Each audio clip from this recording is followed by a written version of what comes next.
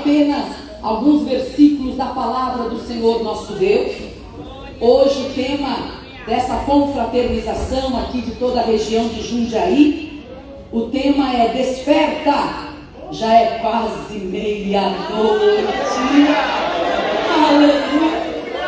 O que é que pode vir à meia-noite? O quê? O noivo da igreja. E o Senhor vai nos ensinar como perseverarmos despertos, atentos, sem toscanejar, sem dormir, sem desanimar. O Senhor vai nos ensinar hoje. Romanos 13, vamos ler do verso 8 a seguir. Romanos 13, verso 8 a seguir. Quem já encontrou o texto sagrado diz amém. Amém.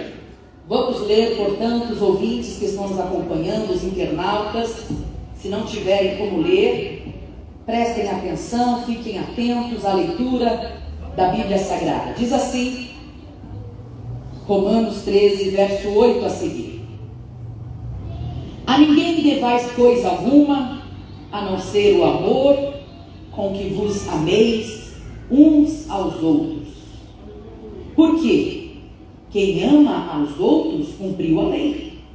Com efeito, não adulterarás, não matarás, não furtarás, não darás falso testemunho, não cobiçarás, e se há algum outro mandamento, tudo nesta palavra se resume: amarás ao teu próximo como a ti mesmo. O amor não faz mal ao próximo, de sorte que o cumprimento da lei é o amor. E isto digo, conhecendo o tempo, que é já hora de despertarmos do sono, porque a nossa salvação está agora mais perto de nós do que quando aceitamos a fé. Somente até aí. Diga assim comigo: Senhor, fala ao meu coração. Fala comigo. Fala comigo, Senhor. Eu preciso ouvir a tua voz, porque quando o Senhor fala, a minha alma se alegra, o meu espírito se regozija. Portanto, fala comigo em nome de Jesus. Amém, amém, amém. Eu sei que o Senhor nosso Deus está falando com todos aqui desde o primeiro momento em que aqui chegaram. Seja por meio do louvor, do cântico, seja por meio de uma palavra que vocês ouviram sendo ministrada aqui desde o início deste culto, seja através de um irmão, uma irmã que já te cumprimentou e já disse Deus te abençoe. Você já ouviu a voz de Deus, mas neste momento o Senhor quer falar com você através da mensagem pregada. E Deus sempre utiliza a mensagem pregada, a sua palavra, para nos ensinar, para nos exortar, para nos orientar, a fim de que cada um de nós possa crescer a cada dia em conhecimento e graça diante de Deus e diante de todos. O Senhor nos ensina todos os dias, assim como um pai e uma mãe fazem com seus filhos desde pequenos, em que todos os dias a mãe pergunta: já escovou o dente? Vai escovar o dente. O pai pergunta: tem o dinheiro do lanche na escola? Dá o dinheiro do lanche. Olha, meu filho, aprenda o valor do dinheiro. Você não pode gastar à vontade. E conforme a criança vai crescendo, se tornando um adolescente, depois um jovem, os ensinos vão mudando. Já não é mais preciso ensinar a caminhar, já não é mais preciso ensinar a falar, mas se torna preciso ensinar a cautela, ensinar a atenção, ensinar como se relacionar com outras pessoas. E a maior parte desses ensinos dentro da nossa casa se dá através do exemplo. Porque não adianta você dizer para os seus filhos, as suas filhas: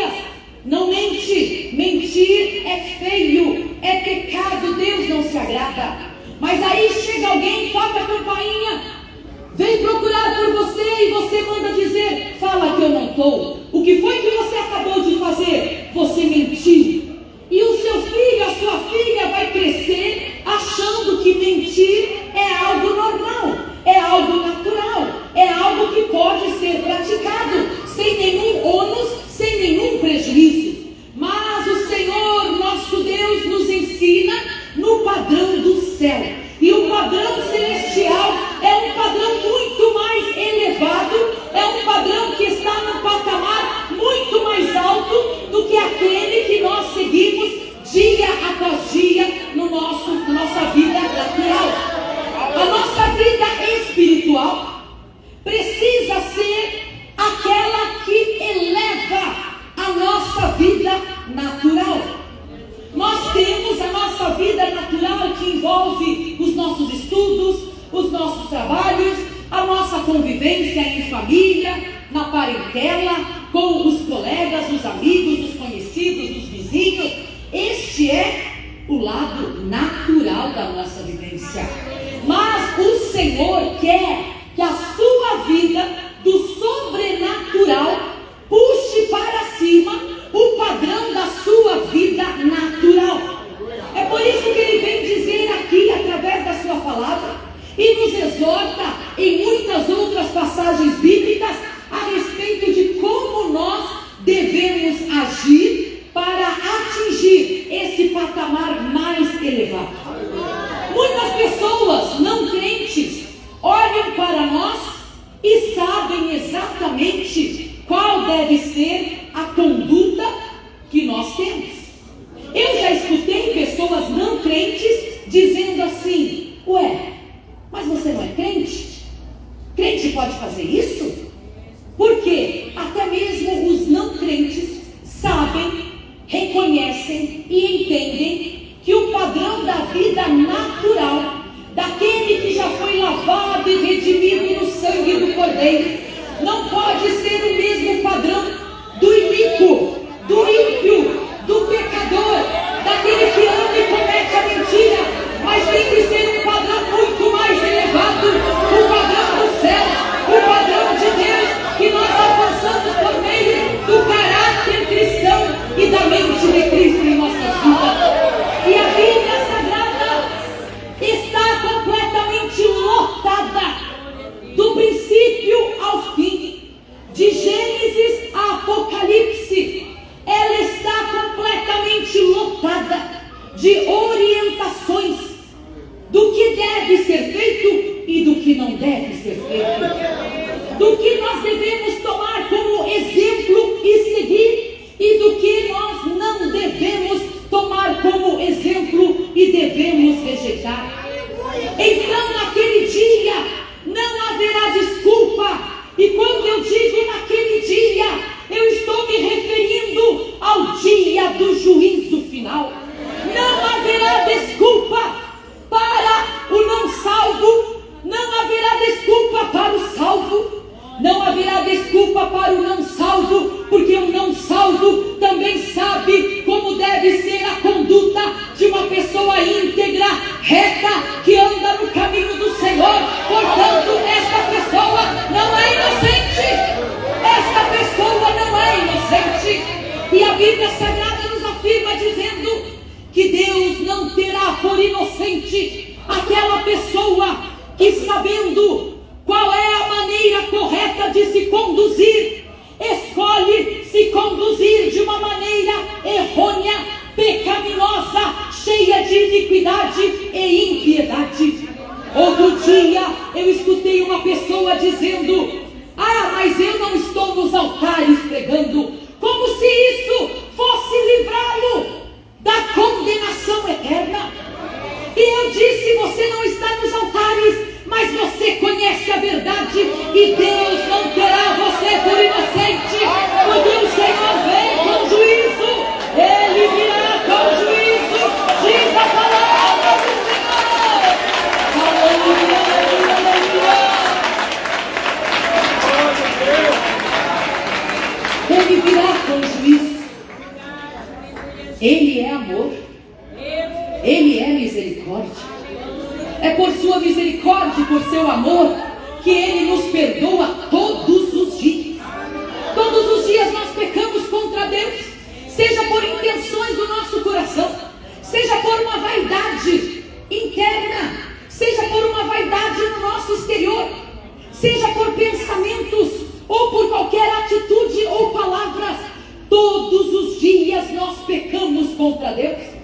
A diferença entre o salvo em Cristo Jesus, que peca contra o Senhor, e o ímpio, que peca constantemente contra o Senhor, a diferença é que no salvo habita o Santo Espírito de Deus, que te mostra o seu erro, que te leva a se arrepender para perdão dos seus pecados. Certa vez, eu ainda era uma jovenzinha, dos meus 13, 14 anos de idade, e quase todas as noites a minha mãe falava para mim, para minha irmã, para os meus 2 irmãos, a respeito de uma conduta cristã, de procedimentos que o Senhor espera daquela pessoa que conhece a verdade e se torna exemplo dos fiéis. E ela dizia: a diferença entre o crente salvo e o ímpio que pecam é que o crente salvo, quando peca, não sente prazer em pecar.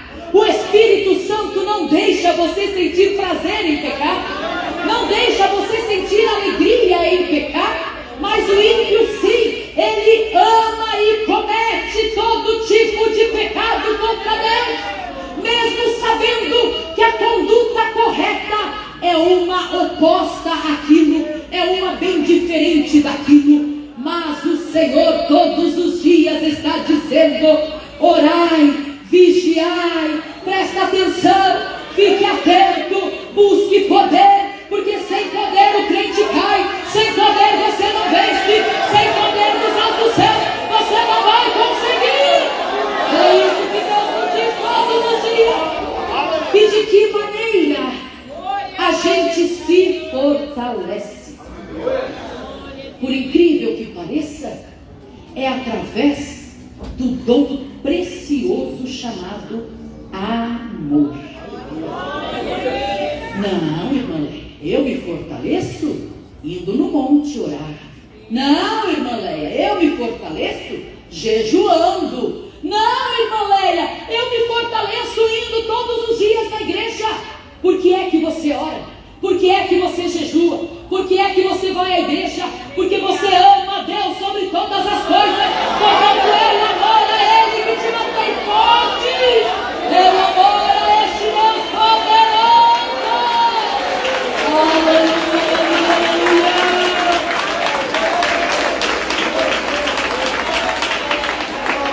E tudo se resume nesta palavra, acabamos de ler. Tudo se resume nesta palavra: amarás ao teu próximo como a ti mesmo.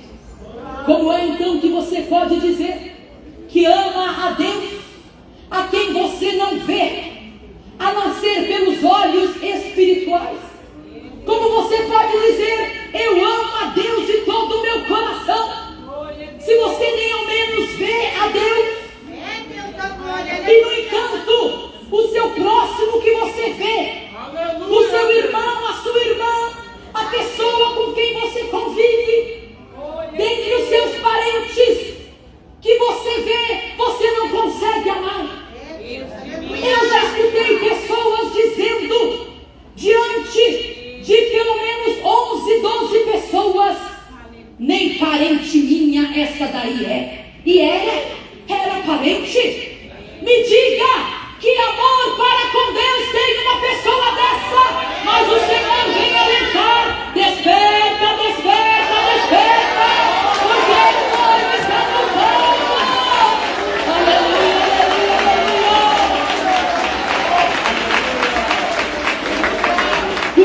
Cultivar amor, demonstrar amor, é uma das coisas mais difíceis para a nossa vida natural.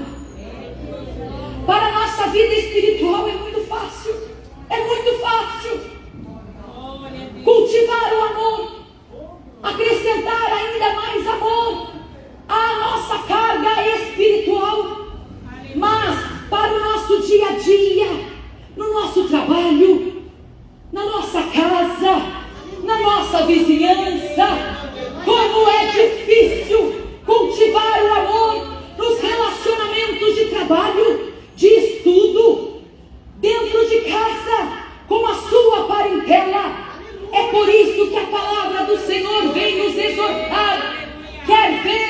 ao Senhor, busque dele o amor, porque com o amor você se santifica, e quando o seu interesse é se santificar, você faz tudo que Deus ordena fazer, e Ele te manda: ama ao teu próximo como a ti mesmo. Ele quem ama, não sou eu quem estou dizendo. Quando o Senhor Jesus estava aqui na terra, em forma humana, Ele disse aos seus discípulos: querem ser conhecidos como meus seguidores? Amem uns aos outros. Ele não disse: quer ser conhecido, expulse demônio. Quer ser conhecido como meu seguidor, fale em línguas estranhas. Quer ser conhecido como meu seguidor, ore 8 horas de joelho. Não. O que ele disse foi: querem ser conhecidos como meus seguidores, como seguidores de Cristo. Ame o seu próximo como a si mesmo.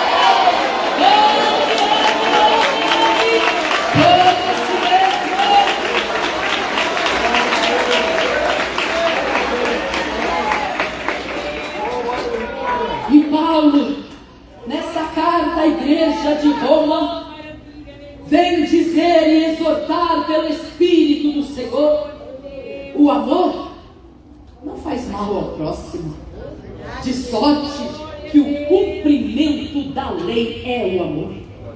Olha que profundidade nesse mistério sendo revelado aos nossos corações no dia de hoje, neste momento em que estamos aqui reunidos na casa do nosso Pai. O cumprimento da lei é o amor.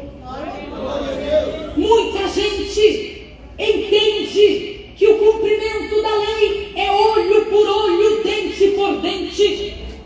Muita gente entende que o cumprimento da lei é legal comigo, legal contigo. O que você me der, eu vou te dar em dobro. Se for o mal, eu vou te dar o mal em dobro. Se for o ódio, eu vou te retribuir ódio em dobro. Isso é lei, segundo o seu ponto de vista, mas segundo o mistério revelado por Deus em sua palavra, o cumprimento, ou seja, aquilo que cumpre a lei, aquilo que arremata a lei, aquilo que conclui a lei, não é dente por dente, olho por olho, mas sim o amor de Deus derramado em nossos corações. Esse amor, aleluia.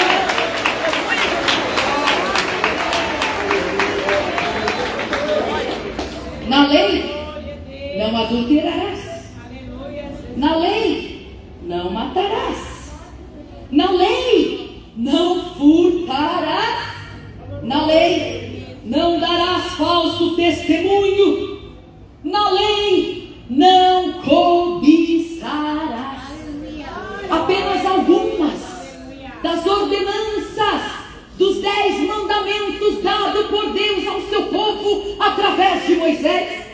Temos também o mandamento: não terás outros deuses além de mim. Honrar pai e mãe. E muitos outros mandamentos. E aí a gente pensa: se eu não cumprir, eu vou morrer, porque esta é a lei. Por isso levaram diante do Senhor Jesus aquela mulher em adultério. Era a lei. Ela foi pega em adultério. Até hoje eu não entendo por que não levaram o homem também, não é? Porque ela estava adulterando sozinha? Claro que não. Mas o mérito da questão nem é esse. O mérito da questão que eu quero que vocês entendam foi que Jesus cumpriu ali sucintamente isso que nós acabamos de ler aqui. Ele concluiu a lei, ele encerrou a lei, ele terminou a lei.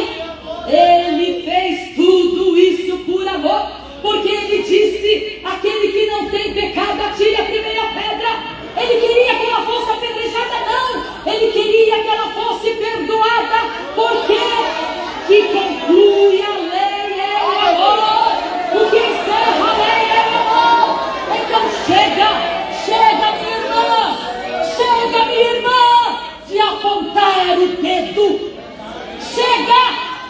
Chega, meu irmão, de maledicência, de disse-me-disse, chega!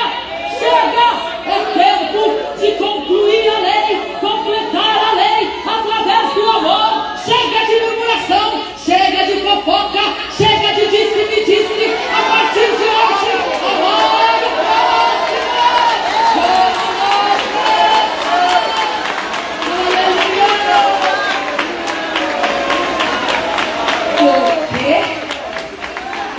Porque Jesus volta breve. Desperta, igreja. Desperta. Para de mentiras.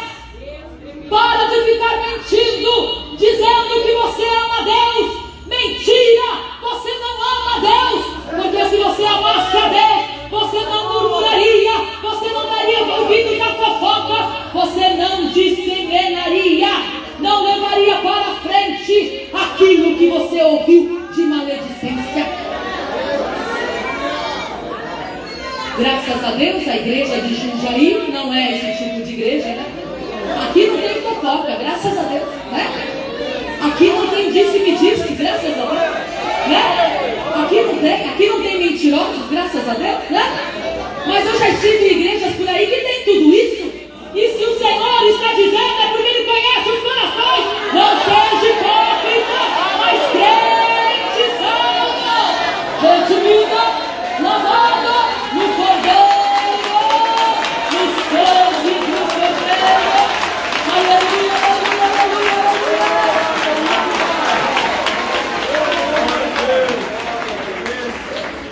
E Paulo continua dizendo, é isso digo, conhecendo o tempo, que é já hora de despertarmos do sono, porque a nossa salvação está agora mais perto de nós do que quando aceitamos a fé. A salvação em Cristo Jesus está nesse presente século mais perto do que estava no século I. A volta do noivo para buscar a sua noiva, a sua igreja santa, lavada, redimida, que está aguardando a volta dele, está muito mais perto agora. Meu irmão, aleluia, não tire o seu foco daquilo que é importante. Satanás tenta de todas as formas, levantando um aqui, levantando outro ali, para tirar o seu foco daquilo que importa, daquilo que tem valor. Mas o Senhor diz, desperta, não fique desatento, desperta, porque quando você tira o foco daquilo que tem valor, você começa a dormitar, pestanejar, cochilar. Mas o Senhor quer você atento todo o tempo, vigilante todo o tempo. Não quero com isso dizer que agora você tem que andar alienado do que se passa na terra, no mundo, no Brasil, na cidade de Jundiaí, no estado de São Paulo. Ah, vai ter eleição, nem sabia. Não é isso. Mas é olhar para toda essa calamidade, essa nojeira que é a política, e dizer, Senhor, salva esta nação, porque feliz é a nação da qual Deus é o Senhor. Aí é estar com foco, aí é estar atento, aí é estar desperto. Não é ir para o WhatsApp, brigar com seus irmãos, suas irmãs em Cristo. Bolsonaro na veia, Bolsonaro é que vai vencer, esse Lula isso, esse Lula aquilo, aí vem outro. Não, eu consegui meu carro no governo do Lula, e começa aquela briga, aquela contenda, aquela distensão. Está perdendo o foco, meu irmão, está perdendo o foco, minha irmã. O foco deve ser nenhum nem outro, mas Deus como governante desse povo, dessa nação, desse Brasil. Aleluia, aleluia,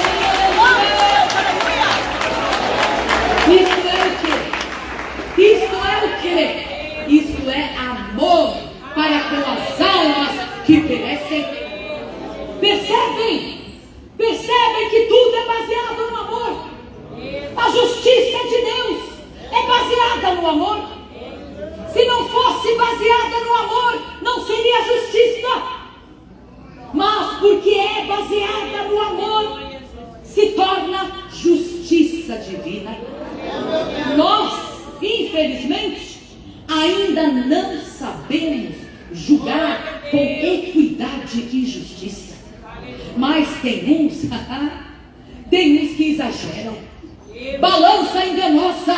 Porque é meu amigo, eu vou deixar passar. Não, tadinho, não teve a intenção. Porque é minha amiga, não, que isso, ela não fez por maldade. Mas quando não é amiguinho, quando não é amiguinha, dá-lhe língua em cima e começa a murmurar e apontar o dedo e condenar e julgar. Balança enganosa diante do Senhor. Onde é que está a equidade? Aonde é que está a justiça?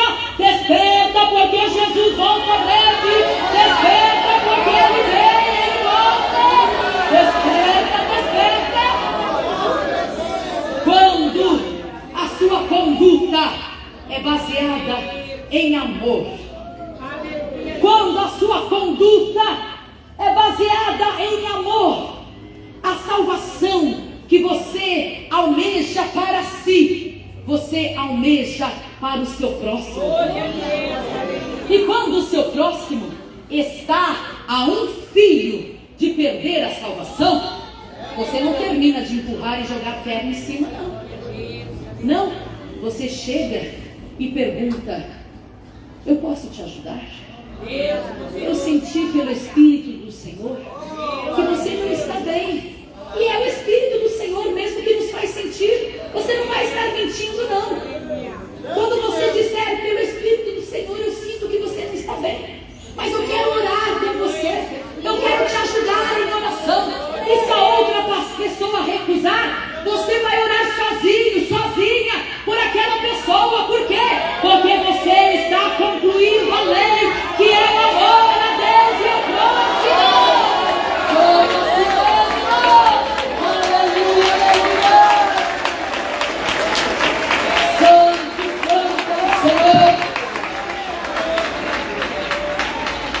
Livrando-se de todo embaraço, como nos diz Hebreus, capítulo 12, verso 1. Portanto, nós também, pois que estamos rodeados de uma tão grande nuvem de testemunhas, deixemos todo embaraço e o pecado que tão de perto nos rodeia. O escritor aos Hebreus estava se referindo a que testemunhas? Aquelas que pela fé alcançaram testemunho. Testemunho de que existe um Deus vivo e poderoso. Testemunho de que existe um Deus criador de todas as coisas. Testemunho de que haveria de vir o Messias. E o Messias veio. E ele veio para cumprir o plano da redenção. Portanto, rodeados de uma tão grande nuvem de testemunhas, percorramos a carreira que nos está proposta, livrando-se de todo embaraço. Que embaraço? Aquele embaraço, meu irmão, que se apresenta para você lá no seu emprego de saia agarrada, de uma calça tão justa naquela mulher que não deixa nada para a imaginação. Aquele embaraço, minha irmã, que faz você olhar para as roupas na loja e escolher a blusa mais decotada e mais transparente que tem lá. Esse embaraço, livre-se desse embaraço. Olhe para Cristo, autor e consumador da nossa fé. Olhe para se despertar, para acordar o sono da indolência. Que embaraço! O embaraço de deixar de prestar culto a Deus para ficar assistindo o jogo de futebol.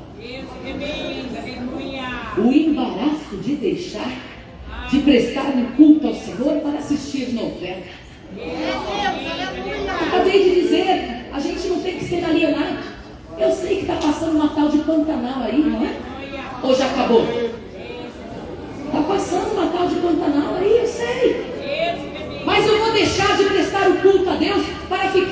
assistindo Pantanal, para quê? Em que me acrescenta? Em que me faz crescer? Como isso vai me despertar para eu estar atento para a volta do noivo? Como? Não, o que vai me despertar é orar, vigiar, para não entrar em tentação, como disse Jesus aos seus discípulos: orai, vigiai, para que não entreis em tentação. Porque o espírito, na verdade, está forte, mas a carne é fraca. E quando Jesus estava dizendo a respeito disso, ele estava falando exatamente sobre as tentações, sobre tudo aquilo que num primeiro momento a gente pensa: não, isso é de Deus, isso é de Deus para mim, sem discernimento. Por quê? Porque o seu foco não está mais no Senhor, o seu foco se despertou, você se deixou enredar por todo tipo de embaraço. Então você olha para aquilo e não vê mal algum. O que tem? Imagina escutar uma musiquinha funk, é funk gospel.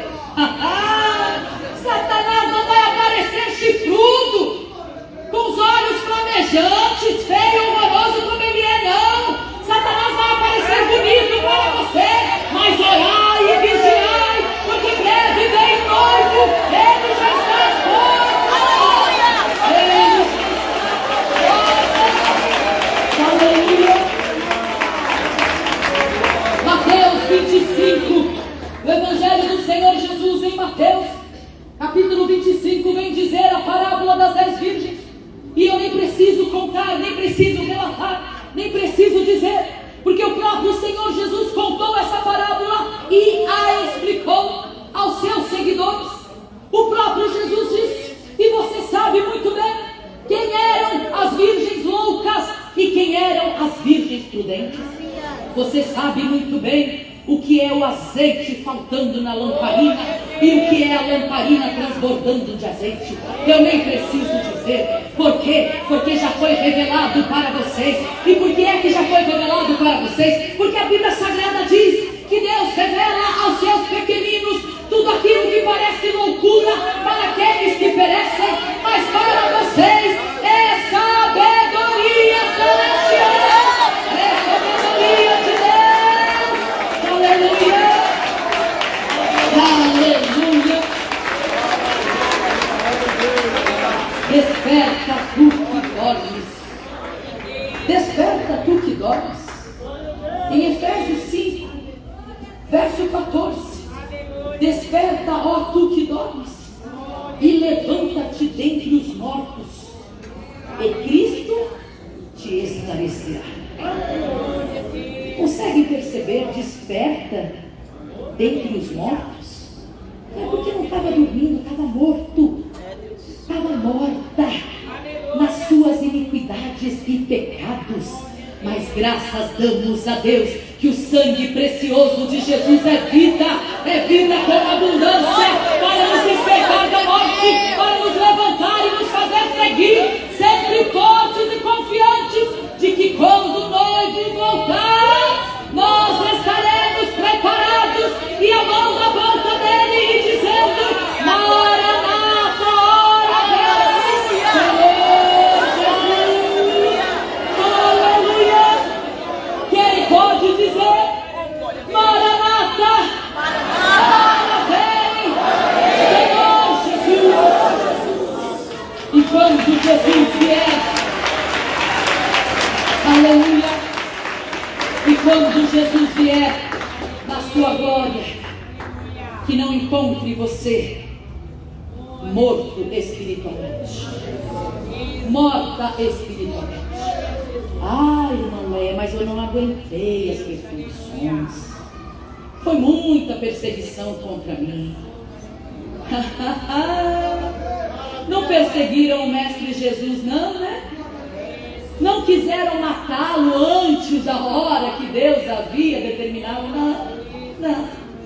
A Bíblia Sagrada fala que Jesus teve que fugir, sair escondido do meio de uma multidão, de uma certa cidade, de um outro lugar. Jesus vivia fugindo daqueles que o perseguiam. E por isso ele deixou de cumprir o que Deus havia determinado para ele. Até o último instante ele tentou. Se não, vejamos. Pai, se possível, passa de mim este cálice. Passa de mim esta luta, Senhor. Já não aguento mais. Mas o Senhor está dizendo aqui agora: só mais um pouquinho de tempo e admirará, e não tardará.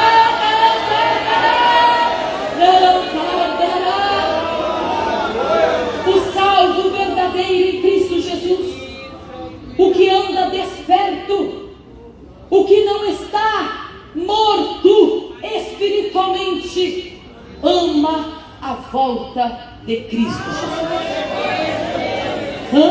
Ama.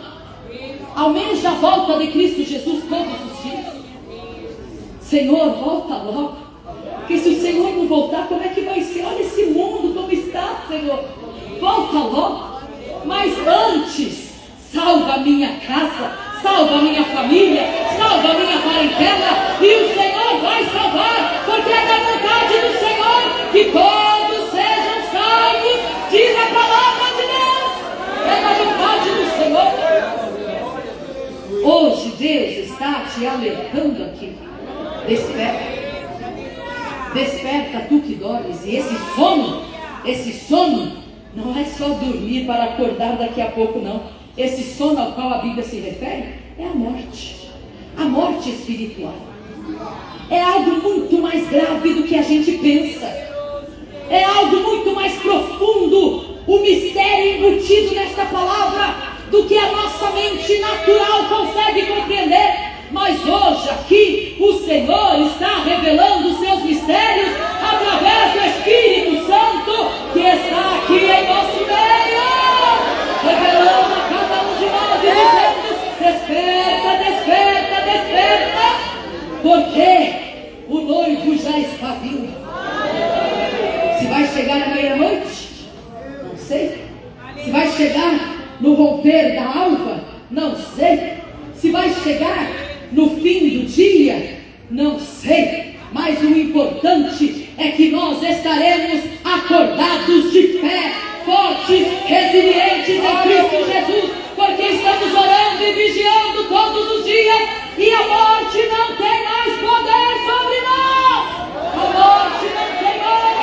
E nós vamos dizer, assim como disse o apóstolo Paulo: onde está, ó morte, a tua vitória? Onde está, ó inferno, o seu aguilhão?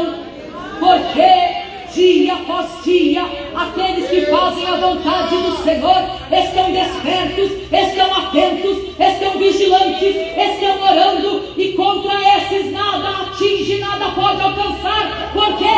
Porque estão revestidos com a couraça da justiça, a justiça divina que opera através do amor. Por isso, neste momento, eu quero orar por todas aquelas pessoas que, ao ouvirem a pregação desta palavra, olharam para dentro de si e entenderam que ainda precisam alcançar o patamar elevado do padrão de Deus para a sua vida. Se a sua vida espiritual não estiver no patamar elevado que é o padrão de Deus, a sua vida natural vai de arrasto, vai de mal a pior. Fé você não terá para coisa alguma. Sem fé você não terá alegria em servir a Deus, porque o que nos dá alegria em servir ao Senhor é a fé de que Ele vai voltar. Ele vai voltar em breve, por isso nós aguardamos com alegria. E isso nós fazemos por meio da fé. Mas sem fé, isso também se extingue em nossa vida. Mas eu quero orar por você. Você que até o dia de hoje não conseguia escutar a voz do Senhor, vem aqui diante do altar, eu vou orar por você. Você que até o dia de hoje, o seu coração tão endurecido para Deus, devido às lutas que você enfrentou, às dificuldades na sua vida, que você se abateu na fé, você se esfriou na fé. Mas hoje o Senhor trouxe você aqui para dizer: eu vou te levantar, eu vou te acordar, eu vou te despertar. Todos vocês que estão aqui diante do altar, cheguem mais para cá, bem mais perto. Coloque a mão sobre o seu coração. Neste momento eu quero que vocês...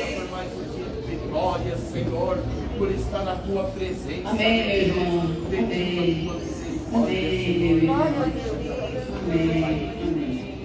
Quero que vocês façam agora comigo uma oração de confissão a Deus. Vocês vão confessar que realmente, de fato, vocês precisam deste amor de Deus no coração. Coloque a mão sobre o coração, fechem os seus olhos. Digam comigo essas palavras. E também aqueles que estão acompanhando essa transmissão, que tomaram essa decisão e reconheceram que precisam deste amor de Deus transbordando em suas vidas. Façam conosco aqui agora esta oração, dizendo assim: Senhor Jesus, eu ouvi a tua palavra, e eu entendi que por enquanto eu estava dormindo como morto nos pecados, mas hoje aqui agora eu tomo esta decisão, que o Senhor venha entrar em minha vida para fazer morada de uma vez por todas, porque eu não quero continuar morto em meus pecados, mas eu quero me despertar, me levantar e amar a volta de Cristo Jesus. Fortalece-me, anima o meu espírito, alegra a minha alma. Eu quero ter alegria profunda em te servir. Fica comigo, escreve o meu nome lá no céu, no livro da vida, e sela com o teu sangue para o grande dia da vida eterna. Amém. Amém. Permaneçam aqui que eu vou orar para vocês. A partir de hoje, eu não vou dizer para vocês que as lutas vão cessar. Não vou mentir para vocês. As lutas vão continuar. Algumas vezes lutas enormes, imensas, gigantescas. Mas vocês vão ter uma facilidade muito maior de vencer as lutas a partir de hoje. Por quê? Porque Deus mandou neste prezado momento sobre a vida de vocês do Espírito Santo. Ele mandou o Espírito Santo sobre vocês aqui agora. E vocês vão vencer pela força do Espírito Santo. Não confie na sua própria força da natureza humana. Não confie. Nós não temos essa força para vencer Satanás na nossa natureza humana. Quando você perceber que é Satanás vindo como uma corrente, igual diz a Bíblia Sagrada, clame pelo sangue de Jesus, porque o Espírito Santo arvorará contra Satanás uma bandeira, e é a bandeira da salvação. Vocês vão se lembrar, Satanás não tem mais poder sobre a minha vida. Eu agora sou salvo em Cristo Jesus. Eu fiz a oração de confissão, eu entreguei a minha vida para o Senhor, eu sou salvo. Satanás não tem mais poder na minha vida. E a igreja vai estar orando por vocês todos os dias. Feche os seus olhos que eu quero orar por vocês. Igreja Santa do Senhor, levante a mão para cá. Senhor, aqui está este grande número de pessoas, ó Pai, decidindo suas vidas ao Senhor de uma vez por todas. Essas pessoas já não conseguem mais viver longe de Ti, já não aguentam mais tanto sofrimento longe do Senhor. Recebe cada uma delas, ó Pai,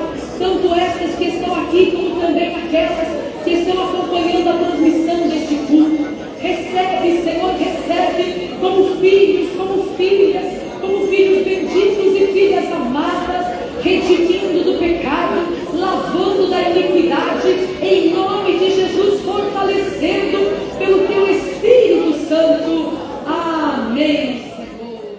Ninguém abre. Eu sei as tuas obras, Filadélfia.